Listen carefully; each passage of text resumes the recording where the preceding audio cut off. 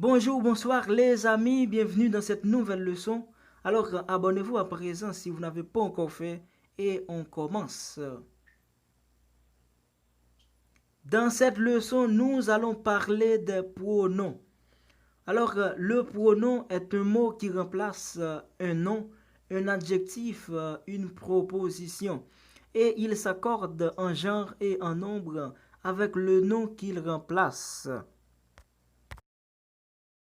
Maintenant, nous allons parler des pronoms personnels sujets. Alors, les pronoms personnels sujets désignent des êtres et varient selon la personne, le genre, le nombre et la fonction. Et les pronoms personnels sujets sont je, tu, il ou elle, on, nous, vous, il ou elle au pluriel. Exemple, tu mets le stylo sur la table. Exemple numéro 2, ils mettent leur cahier sur la table.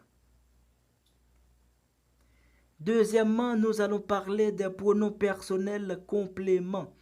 Alors, les pronoms personnels compléments remplacent un nom. Ils répondent à la question qui ou quoi et se placent toujours avant le verbe, sauf à l'impératif forme affirmative. Et les pronoms personnels compléments sont me, te, le, lui, la, les, leur, eux, moi, toi. Exemple, je mange des bonbons et ça devient je les mange pour éviter de répéter des bonbons. Alors on dit je les mange. Alors les ici est le pronom personnel complément.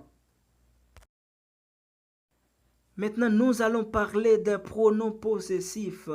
Alors, les pronoms possessifs indiquent la possession et s'accordent suivant la personne, le genre et le nombre de possesseurs. Et les pronoms possessifs sont le mien, le tien, le sien, le nôtre, le vôtre, le leur. Alors, pour le masculin singulier, exemple, cette voiture est la nôtre, la tienne est garée là-bas.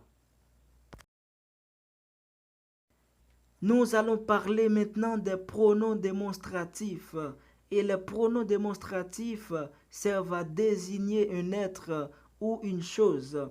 Alors, les pronoms démonstratifs sont celui, celle, ce, ceci, cela, ce, ça, celui-ci, celui-là, celle-ci, celle-là. Exemple, j'aime celui-ci, mais pas celui-là.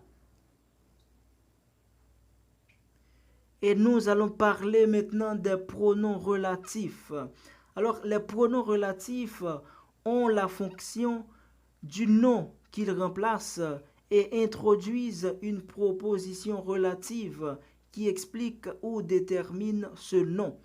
Ils peuvent présenter des formes simples comme qui, que, quoi, dont, où. Exemple, voici l'ami dont je t'ai parlé. Ou des formes composées comme lequel, laquelle, auquel, lesquels, desquels, auquel au pluriel. Exemple, c'est l'ami auquel je pense. Maintenant, nous avons les pronoms interrogatifs. Alors, les pronoms interrogatifs servent à poser des questions et on a deux catégories. On a les pronoms interrogatifs invariables comme qui, que, quoi. Exemple, qui es-tu? Et nous avons les pronoms interrogatifs variables. Exemple, nous avons lequel, lesquels, laquelle, lesquels au pluriel féminin. Exemple, de ces deux pantalons, lequel préfères-tu? Ou encore, de ces deux jupes, laquelle préfères-tu? Et nous avons auquel au pluriel, à laquelle, auquel féminin pluriel. Exemple, le projet, mais auquel penses-tu? Encore, les projets, mais auquel penses-tu? Et nous avons duquel desquels, de laquelle, desquels. Exemple, le projet, mais duquel me parles-tu? Exemple, les projets, mais desquels me parles-tu? Maintenant, nous avons les pronoms réfléchis. Alors, lorsque le pronom personnel complément d'objet représente la même personne que le sujet du verbe, on dit que c'est un pronom réfléchi et il prend la forme me, te, nous, vous, ce.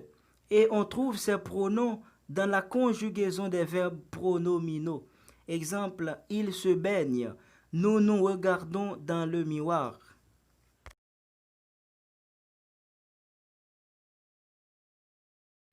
C'est la fin de cette leçon, mes amis. Alors, abonnez-vous, partagez, commentez et à la prochaine pour une nouvelle leçon encore plus intéressante. Ciao.